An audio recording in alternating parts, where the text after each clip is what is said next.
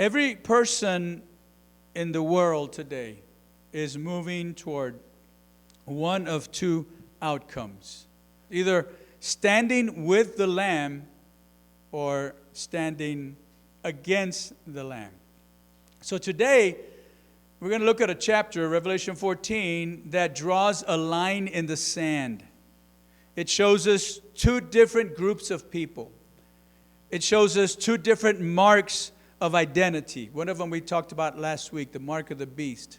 So the line in the sand that is being drawn in Revelation 14 shows us two different groups of people, two different marks of identity. And we're going to see at the end of the chapter two different harvests as well. So it's an important message for us today, designed to reassure us that God knows exactly what He's doing and God has a plan to set everything right. So we're in Revelation 14, but in Revelation 12, 2 weeks ago, we were introduced to the main battle behind everything that we're facing, behind all the conflict that we're facing. The main battle is between a woman. Remember, a woman who gave birth to a child. A woman represents God's people throughout the history of God's people. And then there's a dragon. And of course, the dragon represents Satan. And then the child represents Christ. And we saw in Revelation 12 how Satan, the dragon, was defeated in heaven. And this made him very angry. And so he turned his anger toward believers on earth. And the simple idea that we're dealing with here is, in the last few chapters, is that there's a spiritual war and Satan is targeting God's people. That was Revelation 12. Last week, Revelation 13, two beasts appear. Remember, the first beast emerged from the sea, symbolizing the abuse of governmental power or political power. And the second beast arose from the earth, symbolizing the abuse of spiritual power. And together, these two beasts with the dragon represents, chapter 12 represents Satan. The first beast that came out of the sea is often associated with the Antichrist. It's depicted in Revelation 13 as blasphemous, waging war against the saints, demanding worship. And so the dragon is Satan. The first beast is associated with the Antichrist. The second beast that came out of the earth was disguised as a lamb, but it represents false religion or false propaganda. The second beast compelled the people to worship the first beast and even performed miracles, deceptive miracles, leading many people astray. Many scholars identify the second beast as a false prophet. So the dragon is Satan. The first beast is the Antichrist, came out of the sea. The second beast came out of the earth, is a false prophet who caused people, compelled them to worship the first beast, built an image and so on. And so these three combine to form an unholy trinity, mirroring, of course, the Holy Trinity. And people are pressured to worship the beast and to receive the mark of the beast because evil uses power and deception to pull people away from God. So that's the context. So we get to chapter 14, and we're going to read the first 5 verses and continue with the vision that John had. So let's read Revelation 14, beginning with verse 1. John writes this, "And I looked, and there before me was the Lamb standing on Mount Zion, and with him 144,000 who had his name and his Father's name written on their foreheads. And I heard a sound from heaven like the roar of rushing waters, like a loud peal of thunder. The sound I heard was like that of harpists playing their harps. And they sang a new song before the throne and before the 4 living creatures and the elders. No one could learn the song except the 144,000 who had been redeemed from the earth. These are those who did not defile themselves with women, for they remained virgins. They followed the Lamb wherever he goes. They were purchased from among mankind and offered as first fruits to God and the Lamb. No lie was found in their mouths. They are blameless." Okay, let's talk about this. So John looks and he sees the Lamb standing on Mount Zion. And with him are his people, 144,000, his people. Now, Mount Zion is a reference to Jerusalem, but this is not the literal Mount Zion on earth. This is a heavenly Mount Zion. Here, Mount Zion represents God's kingdom. Here, Mount Zion represents God's presence, God's security and victory for his people. And so this is an important picture. We see the people of God safe with the Lamb. Remember, we just read about the dragon, the battle in heaven with the dragon and the woman. And then we see the next chapter, the first beast come out of the water, the second beast out of the earth. And they're deceiving people. The second beast is working miracles and compelling people. So all this stuff is going on. And then we see this image. Where are the people of God? They're safe and secure with the Lamb on Mount Zion. I think John is drawing a contrast here. If you look at Revelation 13, if you recall, the dragon is described as standing on the sand. But the Lamb in Revelation 14 is standing on the mountain. Sand shifts, right? Have you ever been to the beach and you put your feet in the sand and the water's coming up and you just feel the sand shifting underneath your toes, right? It shifts. It's not stable. Right? Sand shifts. That's where the dragon is standing, on the sand. But the Lamb is standing on the mountain, and the mountain stands firm. And I think the message is simply that the enemy stands on sinking ground. Yes, he's deceiving a lot of people. Yes, he has the power to work miracles through evil sources. But he's standing on sinking ground. But the Lamb stands on Mount Zion in authority, protecting God's people. And if you belong to him, if we belong to him, that's where we're headed, to a place of security with the Lamb. Now let's talk about the 144,000. We spoke about the 144,000 that are mentioned here. We spoke about them in chapter 7, where they first appear. Who are the 144,000? Well, we said some people believe that the 144,000 are Jewish believers who come to Christ, or will come to Christ, during the Great Tribulation. And they're going to serve as evangelists. Somebody once said, it's like setting loose 144,000 Billy Grahams to go and preach the gospel during the Great Tribulation. Revelation 7 identifies them as being 12,000 from each tribe of Israel. And so that's one idea, one belief, is that 144,000 here are the same 144,000 that we read about in chapter 7. And they're Jewish believers who came to Christ during the Great Tribulation in order to evangelize. They're evangelists. But there's another belief, widely held belief, that the 144,000 are not just the Jewish evangelists, but it's a symbolic picture of the whole people of God. All the believers from all the ages, from the first person who ever trusted God to the last person who ever will. The 144,000 represent the whole family of faith. And it draws from the number 12. This idea draws from the number 12. The number 12 in the Bible represents God's people. Represents God's people. 12 tribes in the Old Testament were God's people. The 12 apostles in the New Testament led God's people.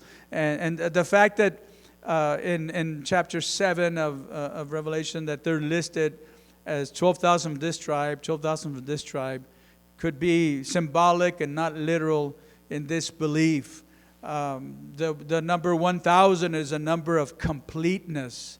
And so 12 times 12 is 144 times 1,000, the number of completeness. So that's another belief as to who these 144,000 are here in this chapter.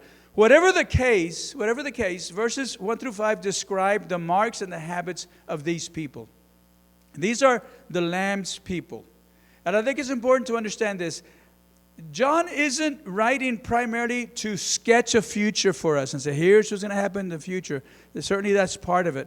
But he's writing under the Spirit's guidance to help us as listeners of this book and readers of this book ask a very personal question. Am I one of those people that will be with the Lamb? That will be secure with the Lamb?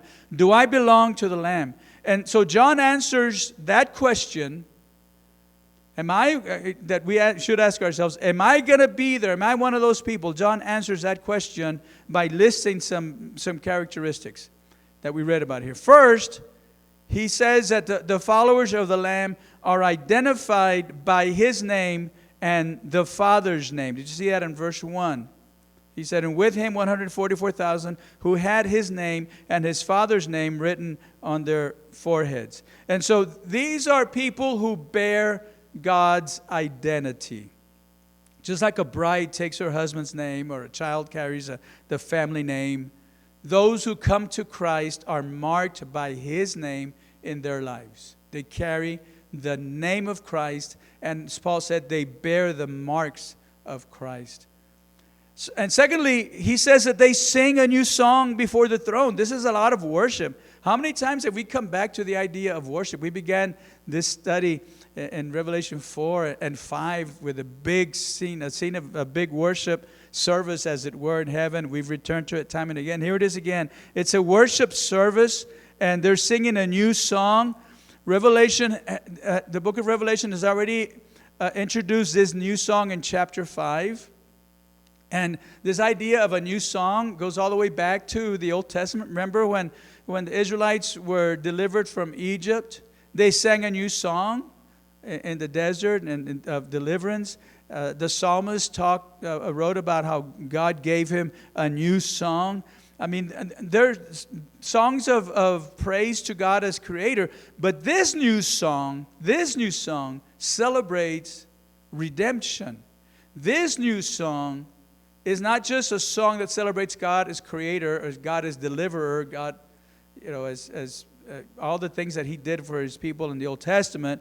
But this specific new song celebrates the rescue that was accomplished at Calvary, redemption.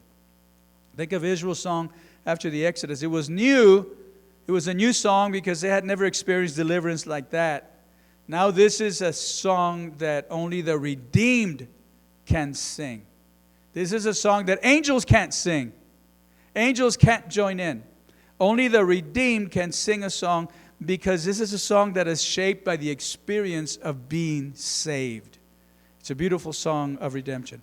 Thirdly, we see in verse 4 a phrase that maybe can confuse readers. It says that these people, talking about the people of God, right, that stand with the Lamb, these people have not defiled themselves with women. Okay, this is not going to be a women bashing, ladies, so don't panic. Okay? But he says they have not defiled themselves with women. What does that mean? In fact, he calls them virgins. Now, if we read this literally, that causes some problems, right? Because if we read this literally, that suggests some kind of judgment against marriage. If you're married, then you're not one of the holy people of God that stand with him. It implies like God is putting together this literal band of celibates. They're going to go out and preach the gospel. So it creates a problem for those that have the stance or the belief. The 144,000 are Jewish evangelists. Literally, they say that they're literally Jewish evangelists. 144,000, 12,000 from each tribe. That's what it means. But then they get to this, it's like, okay, but this doesn't mean they're literally virgins. This means spiritually. Okay, now you're mixing the two. Now you're saying one is literal, one is spiritual, and you can't do that. If they insist on a strictly literal reading, they usually end up spiritualizing this part, because the literal reading of this part would imply some strange conclusions, like God prefers unmarried people, and if you're married, you don't have the full of God's blessing. That contradicts the rest of the Bible. So that's one of the reasons some people believe, well, this 144,000 here, at least in this chapter, just represents all of God's people. A symbolic reading helps make sense of this passage, because in the Old Testament, Israel is often pictured as a bride or a virgin. Paul uses the same language in 2 Corinthians 11 when he speaks of presenting the church as a pure bride to Christ. So virgin here in this verse 4, describes being faithful to God spiritually. It implies not a physical status, but a spiritual status of spiritual fidelity. So, in John's context, Christians faced two pressures. When he was writing this, in that time period, they faced two pressures. They faced false teaching that tempted them toward spiritual adultery, and they faced persecution that tempted them to compromise their faith. So the virgins were those who remained spiritually faithful. They refused heresy, and they would not worship both God and Rome or the powers of the world. In short, they kept their devotion to Christ pure. It was a pure devotion. So that's what that's a reference to. Fourthly, another mark is loyalty. You see where it says that they followed the Lamb wherever he goes? They were loyal. They followed the Lamb wherever he goes. In verse 4. And the picture that I see here is the Lamb as a shepherd and the sheep following behind. In that image, following the Lamb wherever he goes. Why is that included? Why is that a part of the description of the people of God? I think it's much more than them following the Lamb, following Jesus in heaven, walking around heaven in the future. You know, that's certainly newsworthy because they're in heaven, but the idea of the concept of following him around, I think, goes way beyond that. I think it means that these people followed Jesus on earth, wherever he went, wherever he called them. When he said, "Follow me," they followed him. They lived in obedience to him.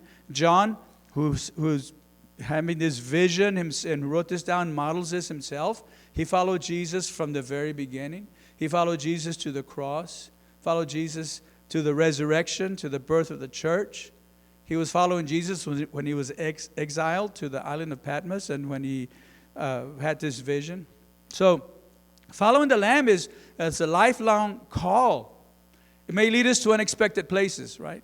You might be in a place in your life right now where you're thinking, I never thought I would be in this situation. Maybe even in this city, right? Following the Lamb sometimes leads you to unexpected places, but the whole idea and the description, John is describing the people of God. They followed Jesus everywhere that he led them. Finally, verse 5 highlights truthful confession. It says, no lie was found in their mouths. They are blameless. This is not about moral perfection. I think what this does is it contrasts for us the deceit of the beast in the previous chapter, the deceit of the false prophet who was using evil to deceive people. Contrast that with the honesty of God's people, with the purity of God's people. And so these are people who don't hedge on their words. These are people who don't lead a double life. So I think we can ask ourselves here, am I marked by these things? Do I bear the name of Christ? Am I learning a new song of redemption? Have I kept my spiritual fidelity? Do I follow the Lamb wherever he leads me, wherever he calls? Is my confession of Christ honest and truthful without guile, without deceit? Those that will stand with Jesus on Mount Zion, secure with Jesus, singing and marching toward the beautiful Zion, those are the marks of those people. Let's read the next section, beginning with verse 6, Revelation 14:6.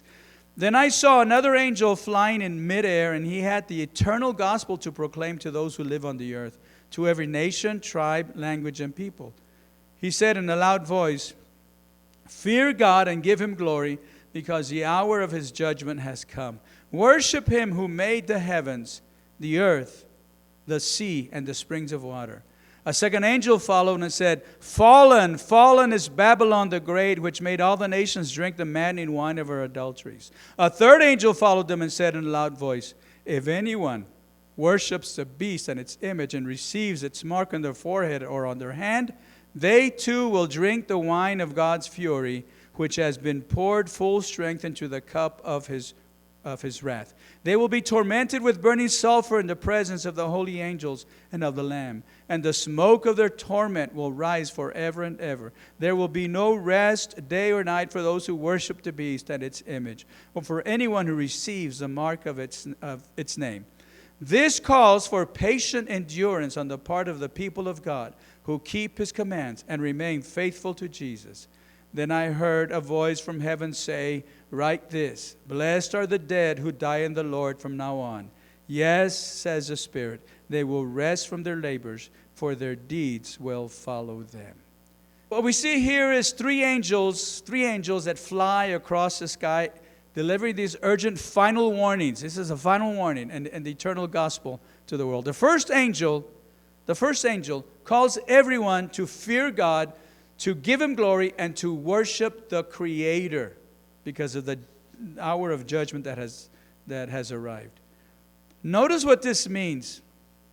The angel is not preaching the gospel of Jesus' death and resurrection. Angels don't proclaim. They can't proclaim the message of the saving work of Jesus.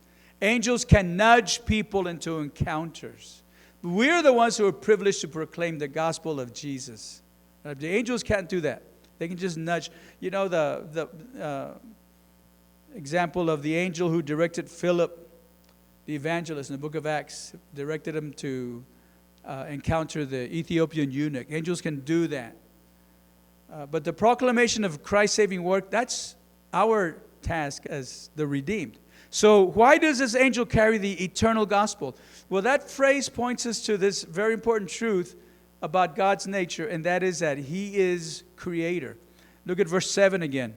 This is the first angel. He said in a loud voice, fear God, give Him glory, because the hour of His judgment has come. Worship Him who made the heavens, the earth, the sea, and the springs of water. He made the heavens. He's a creator. And that's the message. A lot of times people maybe aren't ready to accept the message of Jesus as Son of God. But they might get to a point where they accept God as creator. As, okay, He's a creator. And that's a step toward the message of the gospel. The second angel announces that Babylon has fallen and is finished. Now, Babylon becomes a central image in Revelation. We'll study it in more detail in chapter 17. Now, throughout history, whether it's literal Babylon or the imperial Rome or any power that sets itself up against God, the same pattern repeats itself. These are human systems that set themselves up against God and against God's people. And so when the angel says Babylon has fallen, he's saying it's over. It's over. He's announcing the end of any system, whether literal Babylon or literal Rome or any system that has this Babylonian characteristic of setting itself up against God. The day of judgment will come, and the angel is saying it has arrived. Then the third angel gives a stern warning that anyone who follows a beast or takes the mark of the beast is going to face God's justice and judgment. And the description of the judgment is very graphic. It's very graphic. But here's the point. A clear line has been drawn. You can be loyal to the Lamb or you can be loyal to evil.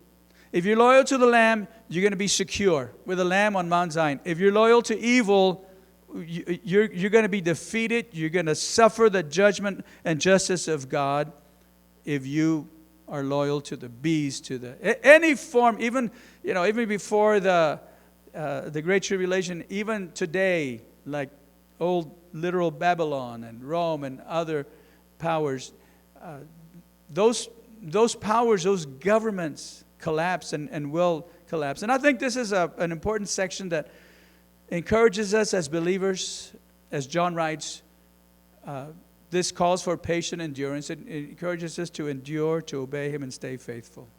And then verse 13, those who die in the Lord are blessed and will find rest.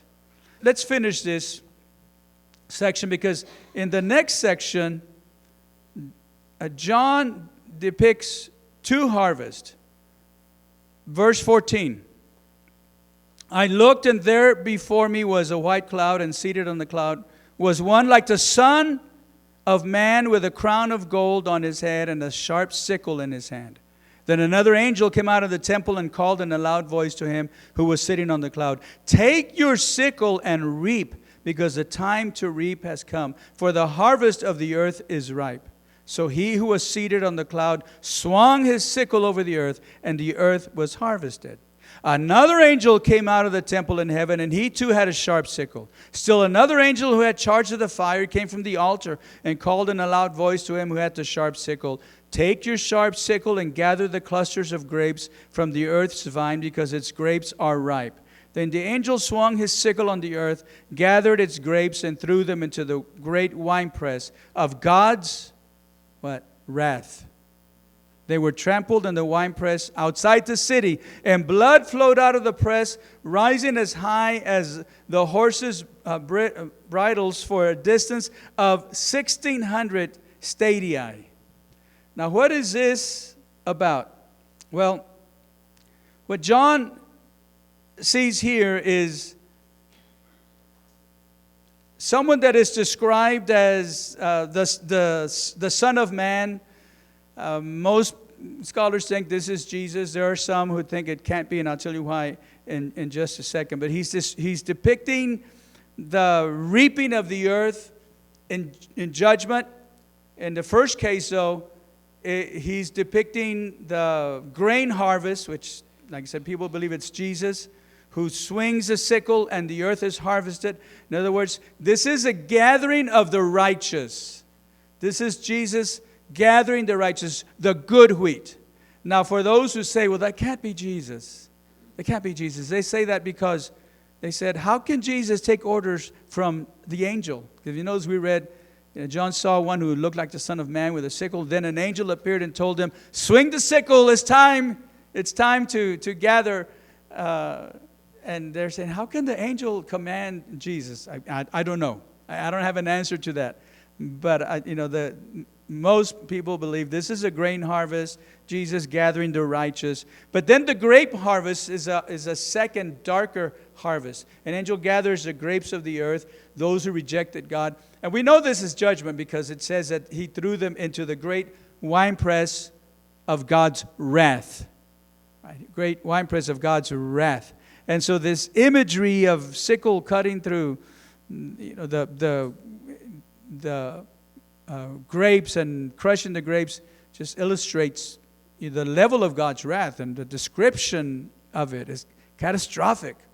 I mean, it's telling us of the ultimate triumph of God's power over human arrogance, of God's power over human sin, and humans thinking that they can somehow have their way in this world. And so let me leave you with some key takeaways from this chapter. I think it's a chapter of perspective.